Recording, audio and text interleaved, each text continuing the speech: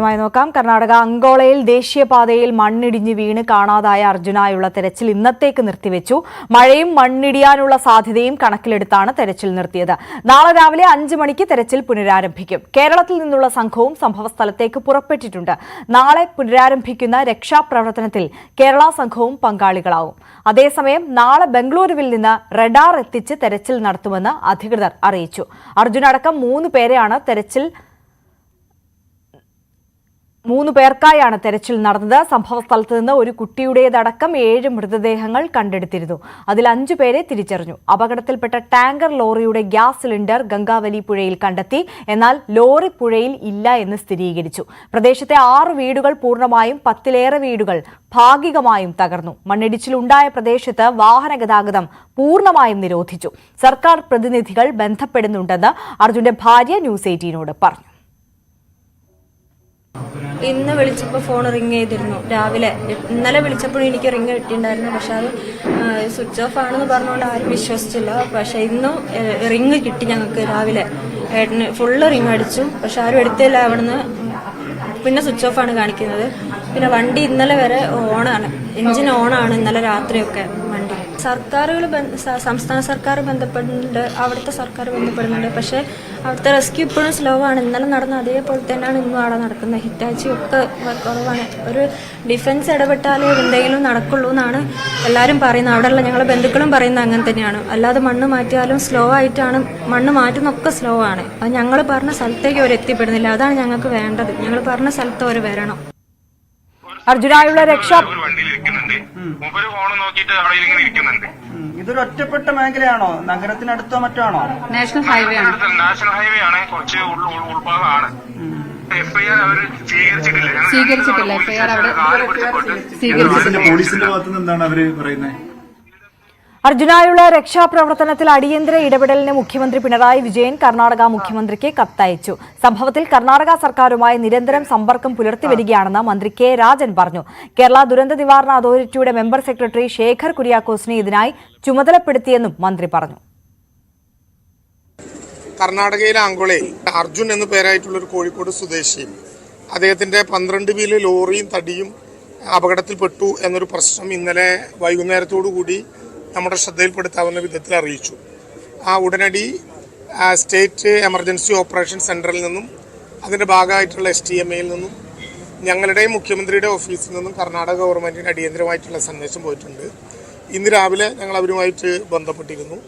തെരച്ചിൽ വേണ്ടത്ര വേഗതയിലാകുന്നില്ല എന്ന് അവരുടെ ബന്ധുക്കൾക്കും അവരുടെ യൂണിയൻകാർക്കുമുള്ള പരാതി ഞങ്ങൾ അവിടെ ശ്രദ്ധയിൽപ്പെടുത്തിയിട്ടുണ്ട്. ഏറ്റവും വേഗതയിൽ ആ പ്രവർത്തനങ്ങൾക്ക് നേതൃത്വം നൽകാം എന്നവരിപ്പോൾ സമ്മതിക്കുകയും ചെയ്തിട്ടുണ്ട്. രക്ഷാപ്രവർത്തനം ത്വരിതഗതിയിൽ നടക്കുന്നുണ്ടെന്ന് ശേഖർ കുര്യാക്കോസും ന്യൂസ് 18നോട് പ്രതികരിച്ചു. വിവരങ്ങളുമായി കർണാടകയിൽ നിന്ന് KV ബൈജു ചേരുകയാണ്. ബൈജു, ഇന്നത്തേക്ക് തെരച്ചിൽ അവസാനിപ്പിച്ചിരിക്കുകയാണ്. പ്രതികൂല കാലാവസ്ഥയാണ് കാരണമായി പറഞ്ഞത്. നാളെ രാവിലെ 5 മണിക്ക് പുനരാരംഭിക്കും, അല്ലേ? തീർച്ചയായും ആര്യ, ഇപ്പോൾ ശക്തമായ മഴയാണ് ഇവിടെ ലഭിക്കുന്നത്. ഞാനിപ്പോൾ ഉള്ളത് അങ്കോളയിലാണ്. ഇവിടുന്ന് 5 കിലോമീറ്റർ മാറിയാണ് ഈ അപകടം നടന്ന പ്രദേശം. ഇവരുടെ ബന്ധുക്കൾ ഉൾപ്പെടെ നമുക്ക് സമീപം തന്നെ ഈ അങ്കോളയിൽ ഉണ്ട്. ശക്തമായ മഴയാണ് ഇപ്പോൾ. അല്പസമയം മുമ്പ് ആരംഭിച്ചതാണ്. ശക്തമായ മഴയാണ്. ഏതായാലും പ്രതികൂല കാലാവസ്ഥ തന്നെയാണ് ഈ തെരച്ചിലിനായി.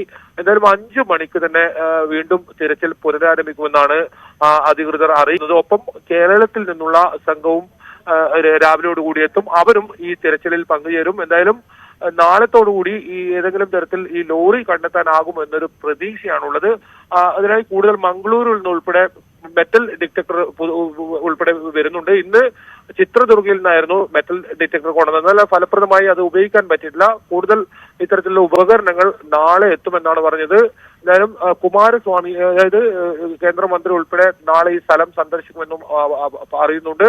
ഏതായാലും ഉന്നത പോലീസ് ഉദ്യോഗസ്ഥരൊക്കെ ഇന്ന് എത്തി. ഏതായാലും കേരളത്തിൽ നിന്നുള്ള വലിയ സമ്മർദ്ദം, ഒപ്പം KC വേണുഗോപാലിനെ ഉൾപ്പെടെയുള്ള ഇടപെടലാണ് ഇപ്പോൾ ഇന്ന് ഈ ഇത്തരത്തിലുള്ള തിരച്ചിൽ ഇത്തരത്തിൽ ഊർജിതമാക്കാൻ കാരണം. എന്തായാലും ഇതുവരെ കണ്ടെത്താൻ കഴിഞ്ഞിട്ടില്ല. ഏതെങ്കിലും തരത്തിൽ സൂചനകളും ലഭിച്ചിട്ടില്ല. അറിയാം. തീർച്ചയായും KV ബൈജു ആണ് ആ വിവരങ്ങൾ നൽകിക്കൊണ്ടിരിക്കുന്നത്. എന്തായാലും ഇപ്പോൾ ഇന്നത്തെ ദിവസത്തേക്ക് താൽക്കാലികമായി രക്ഷാപ്രവർത്തനങ്ങളൊക്കെ നിർത്തിവെച്ചിരിക്കുകയാണ്. പ്രതികൂലമായ സാഹചര്യമാണ് ഇത്തരത്തിൽ രക്ഷാപ്രവർത്തനം നിർത്തിവെക്കാൻ കാരണമായത്. അൽഫ് ഈ അർജുൻ ഓടിച്ചിരുന്ന ലോറിയുടെ ഉടമയുടെ സഹോദരൻ അൽഫാണ് ഇപ്പോൾ നമുക്കൊപ്പം ചേരുന്നത്. അൽഫ്, ഇന്ന് നിർത്തിവെച്ചിരിക്കുകയാണ് ഇപ്പോൾ തെരച്ചിൽ. നാളെ രാവിലെ പുനരാരംഭിക്കും. കൂടുതൽ സംവിധാനങ്ങളൊക്കെ എത്തിച്ച് പുനരാരംഭിക്കും എന്നുള്ളതാണ് അവർ പറയുന്നത്, അല്ലേ? അതെ അതെ അതെ, അങ്ങനെ തന്നെ പറഞ്ഞത്. നാളത്തെ ഒരു തെരച്ചിൽ എങ്ങനെയായിരിക്കുമെന്നാണ് അവര് നൽകുന്ന സൂചന? നാളെ രാവിലെ നേരത്തെ തുടങ്ങുന്ന പറഞ്ഞത്, 6 മണിയൊക്കെ ആകുമ്പോൾ തുടങ്ങുമെന്ന് പറഞ്ഞു. ഇന്നിപ്പോൾ അവിടെ ശക്തമായ മഴ പെയ്തുകൊണ്ടിരിക്കുകയാണോ? ഇന്ന് വൈകുന്നേരം ഉച്ചയ്ക്ക് ശേഷം വേഷം കുറവുണ്ടായിരുന്നു. ഒരു മഴ പെയ്ത് കഴിഞ്ഞാണ് വെച്ച നല്ല മഴ പെയ്തത്. രാവിലെയൊക്കെ നോൺ സ്റ്റോപ്പ് മഴയായിരുന്നു. ഇന്നലെയൊക്കെ അൽഫ്, നേരത്തെയൊക്കെ നമ്മൾ സംസാരിക്കുന്ന സമയത്ത് ഈ രക്ഷാപ്രവർത്തനം ഒന്നും അത്ര ഊർജിതമായി നടക്കുന്നില്ല എന്നുള്ളത് പറഞ്ഞിരുന്നല്ലോ നിങ്ങൾ. നാളെ അതിനൊരു പരിഹാരം ഉണ്ടാകുമെന്ന് പ്രതീക്ഷിക്കുന്നുണ്ട്. അതെ അതെ. എന്താണ് അധികാരികൾ അവസാനമായി നിങ്ങളോട് പറഞ്ഞത്? ഇന്നിപ്പോ അവര് പറഞ്ഞത്, ഇന്ന് അവരെ വണ്ടി പുറത്തെടുത്തിട്ട് നമ്മൾ പോവുള്ളൂ എന്ന് പറഞ്ഞവരാ. ഇനിയിപ്പോ നാളെ കണ്ടറിയേണ്ടി വരും. എന്തായാലും അവര് പ്രയോറിറ്റി കൊടുക്കുന്ന റോഡിന്റെ ഇതിനാണ്, റോഡ് ഓപ്പൺ ചെയ്യാനാണ്. നാളത്തെ കുറച്ചുകൂടി നിങ്ങളൊക്കെ ഒന്ന് പ്രഷർ ഇട്ടാൽ ഇന്ന് കുറെ ചാനലുകളൊക്കെ വന്ന് നിൽക്കുന്നുണ്ട്. അപ്പോൾ നാളത്തെ ഒന്ന് നിങ്ങളൊന്ന് കാര്യമായിട്ടൊന്ന് ഏറ്റുപിടിച്ചാൽ നമുക്ക് രക്ഷപ്പെടുത്താൻ കഴിയുമെന്ന് വിചാരിക്കുന്നു. നമുക്കൊരു ആശ്വാസം എന്താന്ന് വെച്ചാൽ ഇപ്പോഴും വണ്ടീന്റെ ഉള്ളില് ഓക്സിജൻ ഉണ്ടെങ്കിൽ മണ്ണകത്തേക്ക് വരില്ല. AC ഓണായിരുന്നു വണ്ടിന്റെ. മണ്ണകത്തേക്ക് വരാത്തോട് തന്നെ കുറച്ച് ഓക്സിജൻ കിട്ടുന്നുണ്ടെങ്കിൽ ചെയ്യാൻ കഴിയും. കാരണം ഫുഡും കാര്യമൊക്കെ വണ്ടിന്റെ അകത്ത് തന്നെ ഉണ്ട്. അതാണ് നമ്മളുടെയും ഒരു ശുഭപ്രതീക്ഷ. അൽഫ്, നേരത്തെ നിങ്ങൾ ചൂണ്ടിക്കാണിച്ച സ്ഥലത്തേക്ക് ഈ തെരച്ചിൽ കൃത്യമായി നടക്കുന്നില്ല എന്ന് പറഞ്ഞിരുന്നല്ലോ. ആ ഒരു ഭാഗത്തേക്ക് എത്തിയിട്ടുണ്ടോ? എത്തിയിരുന്നോ ഇന്നത്തെ ദിവസം? ആ ഭാഗത്തേക്ക് എത്തേണ്ട ആവശ്യമില്ല. ആ ഭാഗത്തേക്ക് JCB വെച്ച് JCB കൊണ്ട് ഇങ്ങനെ മാന്തിയാ മതി. അത്ര മാന്താനുള്ള പണിയേ ഉള്ളൂ. അതായത് അത്ര അടുത്താണത്. അല്ലാതെ നമ്മൾ ഒന്നും മലയും കയറി പോയിട്ട് ചെയ്യേണ്ട ഒരു വർക്കല്ല. നിലത്ത് തന്നെ ഉള്ളത്, ലാൻഡിൽ തന്നെയാണ്. അവിടെ മണ്ണ് വന്ന് വീണതാ, റോഡിൽ മണ്ണ് വന്ന് വീണതാ. അപ്പൊ റോഡൊക്കെ ക്ലീൻ ആക്കി വന്ന് അവിടെ റെഡി ആയിട്ടുണ്ട്. എന്നിട്ടും എന്തായിരിക്കും നിങ്ങൾ ചൂണ്ടിക്കാണിച്ചിട്ടും ഈ അവിടേക്ക് തിരച്ചിൽ നടത്താൻ ഒരു മടി കാണിക്കുന്നത്? മടി കാണിക്കുന്നത് എന്താന്ന് വെച്ചാൽ ഇപ്പം എന്താ പറയാന്നുള്ള അറിയില്ല. അവർക്ക് ചിലപ്പോ റോഡ് ഓപ്പൺ ആക്കിയാലായിട്ട് അവർക്ക് പൈസ കിട്ടണല്ലോ. 2 സ്ഥലത്ത് ടോളുണ്ട്. റോഡ് അതോറിറ്റിക്ക് പൈസ കിട്ടേണ്ടി വരും. റോഡ് നമ്മളെ പ്രൈവറ്റ് റോഡാണല്ലോ അത്. അതിൽ ശരിക്കും കേന്ദ്ര സർക്കാർ ഒന്നും ഇടപെടുന്നില്ല. ഞാൻ മനസ്സിലാക്കുന്നതാ. ഈ റോഡ് കേന്ദ്ര സർക്കാരിൻ്റെതല്ലേ. അപ്പൊ അവര് ശരിക്കും അത് ഒന്നുകിൽ അത് ഓപ്പൺ ചെയ്യാൻ വേണ്ടിയിട്ട് എത്രയോ ആയിരക്കണക്കിന് ലോറികൾ റോഡിൽ കിടക്കുക 4 ദിവസമായിട്ട്. അപ്പോ അതൊന്ന് നിങ്ങളൊക്കെ ഒന്ന് സർക്കാരിന്റെ ഭാഗത്തും കറക്റ്റ് ആയിട്ടുള്ള ഒരു റെസ്പോൺസ് ഉണ്ടാവും ലെവലിൽ സംസാരിക്കും നിങ്ങൾ. നേരത്തെ തന്നെ കേന്ദ്ര സഹമന്ത്രി സുരേഷ് ഗോപിയൊക്കെ ഇടപെടും, എന്താണ് രക്ഷാപ്രവർത്തനം വൈകാൻ കാരണമായതെന്നൊക്കെ പരിശോധിക്കുമെന്ന് മാധ്യമങ്ങളോട് പറഞ്ഞിരുന്നു. എന്തുകൊണ്ട് കാര്യക്ഷമമായി വീണ്ടും ഇടപെടുന്നില്ല എന്ന് അറിയില്ല. നിങ്ങൾ എല്ലാവരും അവിടെ തന്നെ തുടരുകയാണോ? എങ്ങനെ? എല്ലാവരും അവിടെ തന്നെ തുടരുകയാണോ? അല്ല, സ്പോട്ടിൽ നിന്ന് മാറിയിട്ടുണ്ട്. നമ്മളിപ്പം അവിടുന്ന് നമ്മളെ ഒരു 4 മണിക്കൂർ മുന്നേ അവിടുന്ന് മാറ്റിയിട്ടുണ്ട് നമ്മളെ. ഇപ്പൊ നമ്മൾ റൂമിലേക്ക് പോവാണ്, കിടക്കാൻ വേണ്ടി പോവാണ്. നാളെ നടക്കുള്ളല്ലോ. അതെ അതെ. പിന്നീട് കേരളത്തിൽ നിന്ന് ആരെങ്കിലും ബന്ധപ്പെട്ടിരുന്നോ? കേരളത്തിൽ നിന്ന് 2-3 പ്രാവശ്യം MPന്റെ ഓഫീസിൽ ബന്ധപ്പെട്ടിരുന്നു. വേറെ ആരും ബന്ധപ്പെട്ടിട്ടില്ല. പിന്നെ CMന്റെ ഓഫീസിൽ ബന്ധപ്പെട്ടിരുന്നു. ഹലോ, കേൾക്കുന്നുണ്ട് അൽഫ. അപ്പോ അതാണ് അവസ്ഥ. നാളെ കേന്ദ്ര സർക്കാരിന്റെ ഭാഗത്തുനിന്ന് ഒരു ഇതുണ്ടെങ്കിൽ ഈ റോഡുമായിട്ട് ബന്ധപ്പെട്ട് അവരാണല്ലോ, നാഷണൽ ഹൈവേ അല്ലേ. അപ്പൊ ഒന്നുകൂടി ഒന്ന് പ്രഷർ ചെയ്തിക്കുകയാണെങ്കിൽ അതിൽ കുടുംബത്തിന് എന്തെങ്കിലും ഒരു പ്രതീക്ഷ ഉണ്ടാവുക. അതെ, തീർച്ചയായും ആ സാഹചര്യം മനസ്സിലാക്കുന്നുണ്ട്. വളരെ നന്ദി അൽഫ, ഈ നിമിഷവും ഞങ്ങളോടൊപ്പം ചേർന്നതിനും പ്രതികരിച്ചതിനും. എന്തായാലും അൽഫ സൂചിപ്പിച്ചതുപോലെ തന്നെ കേന്ദ്ര സർക്കാരിന്റെ കൂടെ ഒരു ഇടപെടൽ കാര്യക്ഷമമായി ഈ വിഷയത്തിൽ ഉണ്ടാകണമെന്നുള്ളതാണ്. ഊർജിതമായ തെരച്ചിൽ ഇതുവരെയും നടന്നിട്ടില്ല എന്നുള്ള ഒരു വിമർശനം കൂടി ഉറ്റവർക്കും കുടുംബത്തിനുമൊക്കെ ഉണ്ട്. പല കാരണങ്ങളാണ് ഇവർക്ക് മുന്നിലേക്ക് നിരത്തുന്നത്. പ്രതികൂലമായ സാഹചര്യവും മണ്ണിടിച്ചിൽ സാധ്യതയും ഒക്കെ പറയുന്നുണ്ട്. എന്നിരുന്നാൽ പോലും ഇപ്പോൾ അൽഫ അടക്കമുള്ളവർ ഉന്നയിക്കുന്ന ഒരു വിഷയം എന്തെന്ന് വെച്ചാൽ ഈ റോഡിലെ മണ്ണ് നീക്കം ചെയ്ത് ഗതാഗതം പുനഃസ്ഥാപിക്കാനുള്ള ഒരു നീക്കമാണ് ഊർജിതമായി അവിടെയുള്ള അധികാരികൾ ശ്രമിക്കുന്നത്. അതിന് പകരം ഇവർ ചൂണ്ടിക്കാണിച്ച സ്ഥലത്ത്, വാഹനമുണ്ടെന്ന് കരുതുന്ന സ്ഥലത്ത് കൃത്യമായി തെരച്ചിൽ നടത്താൻ ഉള്ള ഊർജിത ശ്രമം അവിടെ നടന്നില്ല എന്നുള്ള വിമർശനം കൂടി ഉയരുന്നുണ്ട്. എന്തായാലും ഇന്നത്തേക്ക് തെരച്ചിൽ അവസാനിപ്പിച്ചിരുന്നു. നാളെ രാവിലെ 5 മണിക്ക് തെരച്ചിൽ പുനരാരംഭിക്കുമെന്നുള്ളതാണ് പറയുന്നത്. ബംഗളൂരുവിൽ നിന്ന് റഡാർ അടക്കം എത്തിച്ചുള്ള തെരച്ചിൽ ഉണ്ടാകുമെന്ന് അധികൃതർ അറിയിച്ചു കഴിഞ്ഞിട്ടുണ്ട്. കേരളത്തിൽ നിന്നുള്ള രക്ഷാസംഘവും അവിടേക്ക് പുറപ്പെട്ടു കഴിഞ്ഞു. നാളെ നടക്കുന്ന രക്ഷാപ്രവർത്തനത്തിൽ കേരളത്തിൽ നിന്നുള്ള സംഘം കൂടി ഉൾപ്പെടുന്നുണ്ട്. എന്തായാലും നാളെ ഒരു ശുഭവാർത്ത നമ്മളെ തേടി എത്തുമെന്ന് പ്രതീക്ഷിക്കുകയാണ്. എല്ലാ മാധ്യമങ്ങളും അതിനായി പരിശ്രമിച്ചിരുന്നു. ഇന്ന് രാവിലെ തൊട്ട് പരിശ്രമിക്കുന്നുണ്ടായിരുന്നു അധികാരികൾക്ക് മുമ്പിലേക്ക് ഈ വിഷയം എത്തിക്കുവാൻ വേണ്ടി. ഇപ്പോൾ ന്യൂസ് 18 സംഘവും അവിടെ അങ്കോളയിൽ എത്തിയിട്ടുണ്ട്. ഈ രക്ഷാപ്രവർത്തനത്തിന്റെ എല്ലാ വിവരങ്ങളും അപ്ഡേറ്റുകളും പ്രേക്ഷകരിലേക്ക് കൃത്യമായി എത്തിക്കുന്നതായിരിക്കും. KV ബൈജു ആണ് അല്പസമയം മുമ്പ് നമുക്ക് അവിടെ നിന്നുള്ള വിവരങ്ങൾ നൽകിയത്. ഇപ്പോൾ അൽഫ സൂചിപ്പിച്ചതുപോലെ തന്നെ രക്ഷാപ്രവർത്തനത്തെ ഇപ്പോഴും കർണാടക സർക്കാരോ ജില്ലാ ഭരണകൂടമോ ഗൗരവത്തോടെ കണ്ടിട്ടില്ല എന്ന് ട്രക്ക് ഉടമ മുബിൻ ന്യൂസ് 18നോട് പറഞ്ഞു. രക്ഷാപ്രവർത്തനം മന്ദഗതിയിലാണെന്നും അധികാരികൾ ഉദാസീനത കാട്ടുന്നുവെന്നും മുബിൻ വിമർശിച്ചു.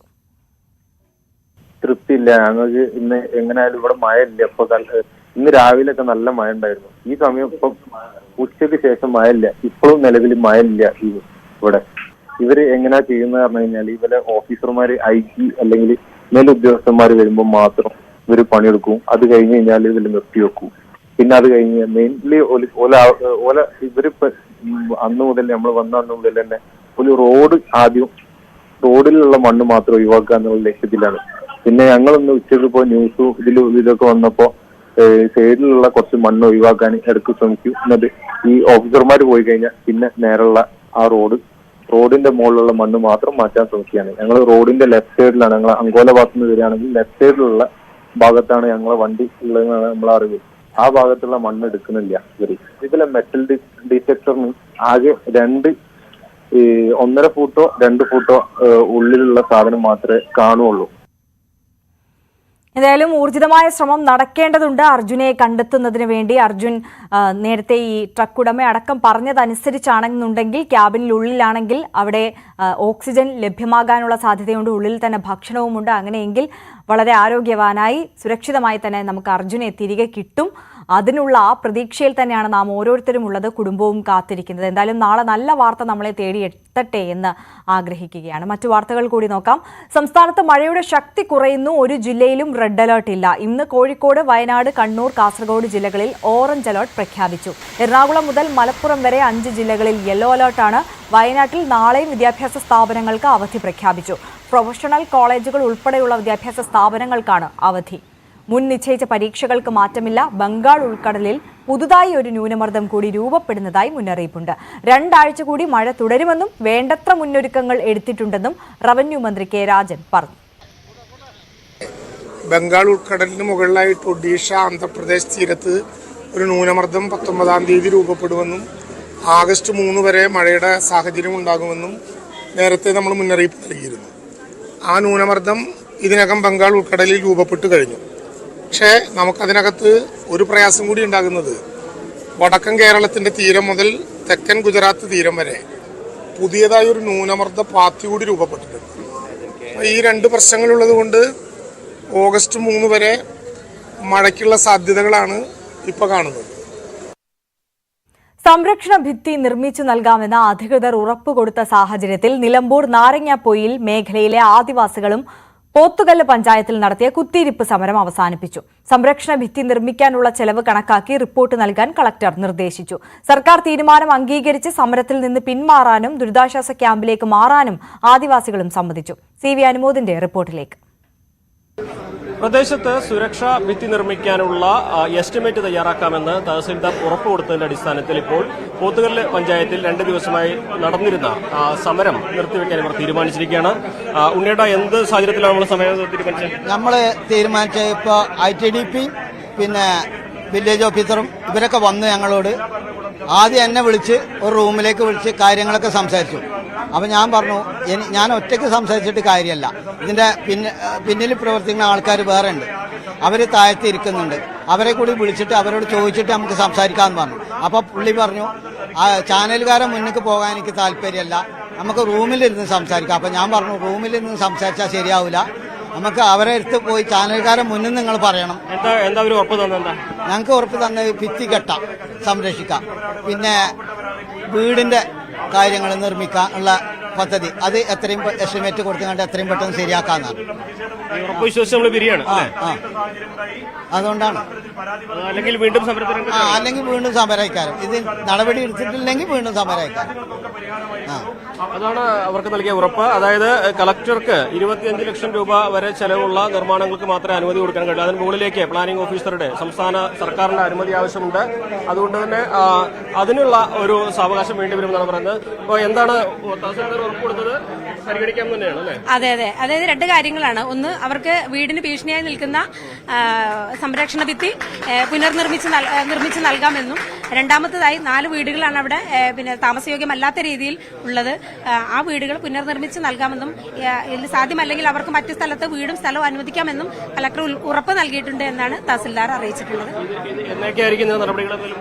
ഇല്ല, അത് പ്രൊട്ടക്ഷൻ വാൾ അറിയാലോ, കുറച്ച് സമയമെടുക്കും. എസ്റ്റിമേറ്റ് തയ്യാറാക്കി അതിന്റെ പ്രൊസീജിയർ സ്പീഡപ്പ് ആക്കി തന്നെ ചെയ്യാമെന്നാണ് അറിയിച്ചിട്ടുള്ളത്.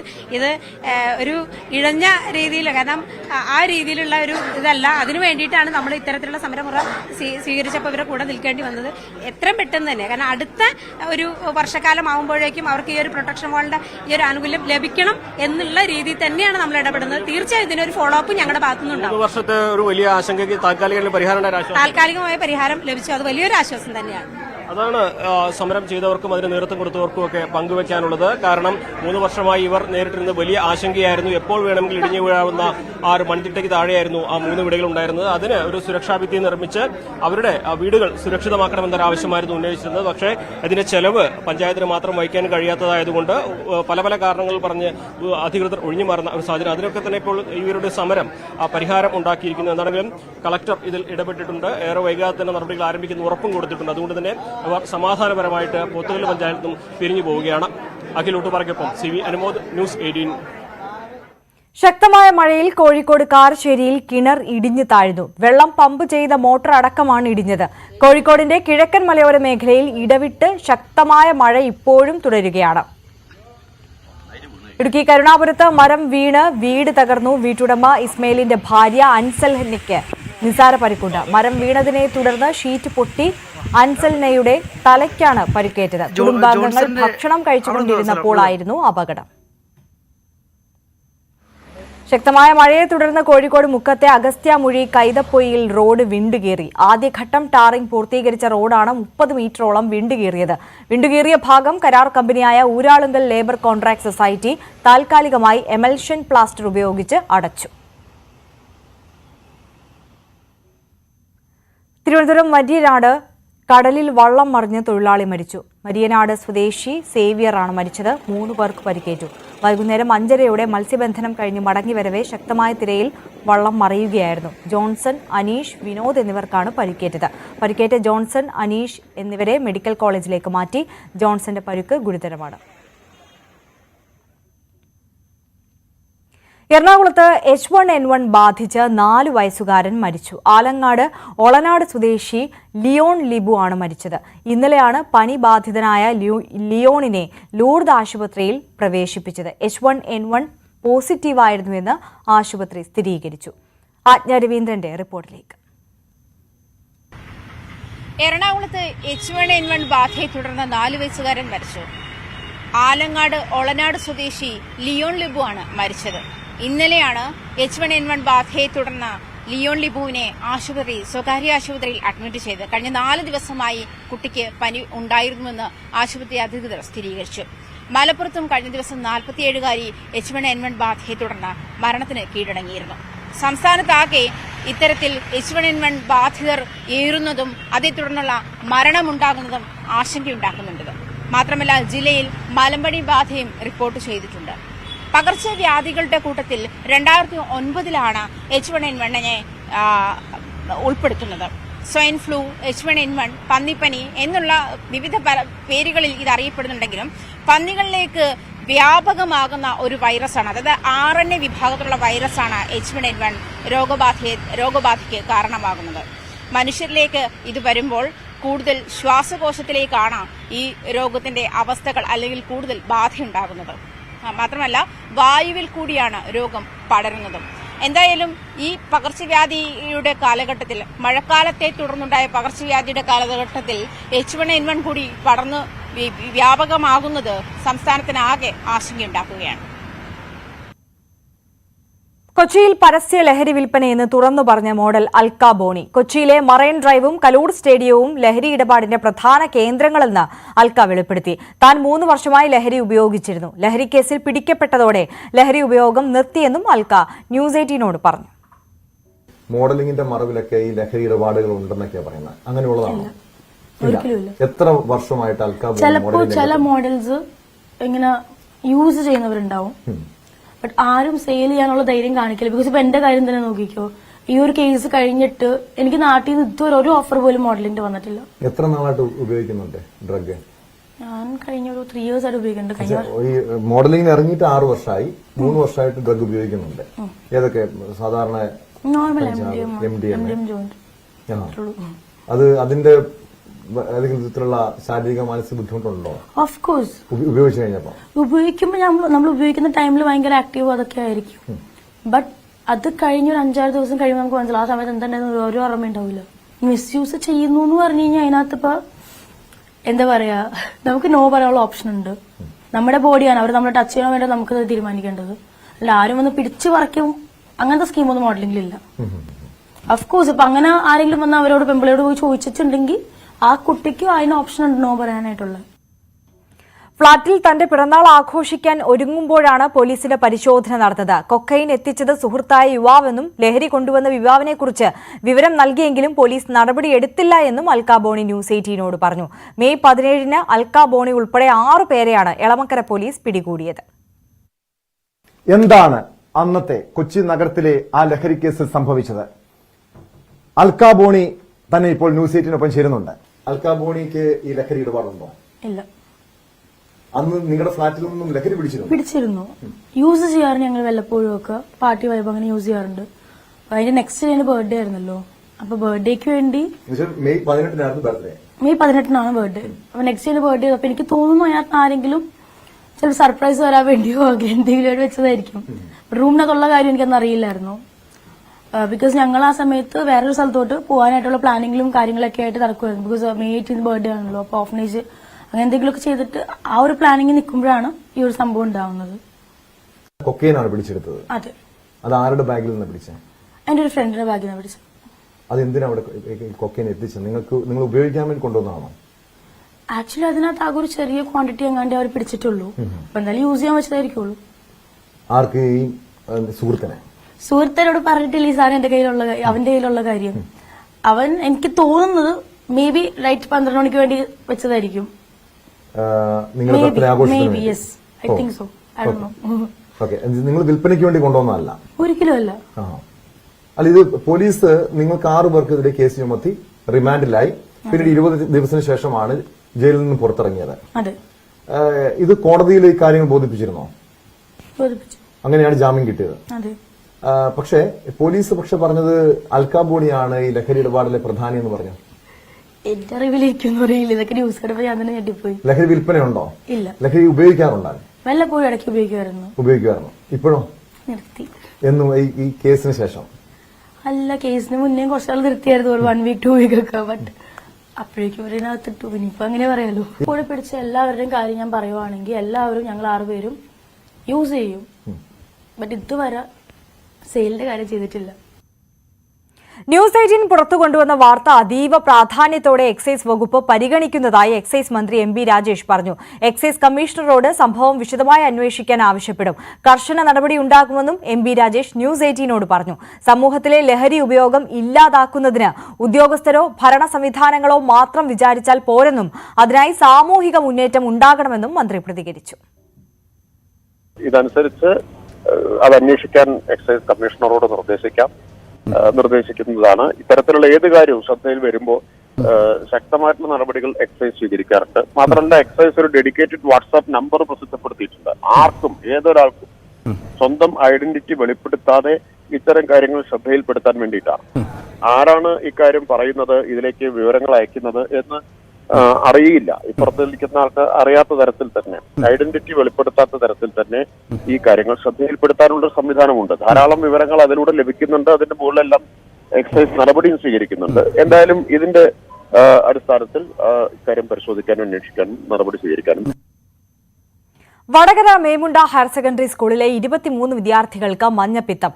ആരോഗ്യവകുപ്പ് പ്രതിരോധ പ്രവർത്തനം ഊർജിതമാക്കി. സ്കൂൾ പരിസരത്തെ വിവിധ ഹോട്ടലുകളിൽ കടകളിലും ആരോഗ്യവകുപ്പ് പരിശോധന നടത്തി. വില്യാപ്പള്ളി, ആയഞ്ചേരി, തിരുവള്ളൂർ, മണിയൂർ, വേളം, വടകര മുനിസിപ്പൽ പരിധിയിലെയും വിദ്യാർത്ഥികളാണ് ചികിത്സയിലുള്ളത്. വില്യാപ്പള്ളി പഞ്ചായത്ത് പരിധിയിൽ മഞ്ഞപ്പിത്തം റിപ്പോർട്ട് ചെയ്ത സാഹചര്യത്തിൽ ആരോഗ്യവകുപ്പും ഭക്ഷ്യസുരക്ഷാ വകുപ്പും മേമുണ്ട പ്രദേശത്തെ കടകളിൽ പരിശോധന നടത്തി. 3 കടകൾ അടച്ചുപൂട്ടാൻ നിർദ്ദേശം നൽകി.